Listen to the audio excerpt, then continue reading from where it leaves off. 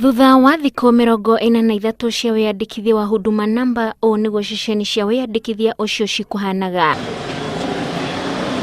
Gũkũ Nairobi muingi ũrokire rũcinĩ tene marĩ na mwĩhoko wa kwiyandikithia, rĩrĩ ũtigarĩte o muthenya ũmwe tu wa kwiyandikithia. Mwena wa Eldoret nakuo aciari na ciana ciao meyumiritie tene kwiyandikithia. Kisha hata sisi wa shule watoto tuhudumiwe hata mapema, angalau watoto wamemiss class. Yeah. Nilikama hapa Saturday but wakasema wafanyi Saturday na Sunday. Ndio maana imebidi nikuje siku ya leo Friday. Yeah. Nakuo mwena wa Mombasa gutiri no tiganu o tiga kuomereria raini ithoge. Tuko na machines around 70. We are doing a registration of 5,000 persons per day. And today we are likely to register up to 6,000. The problem in machines is charge.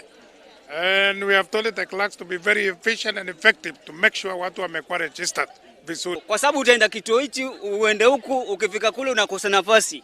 Ndio maana nikaamua basi kutoka saa 6 sijalala.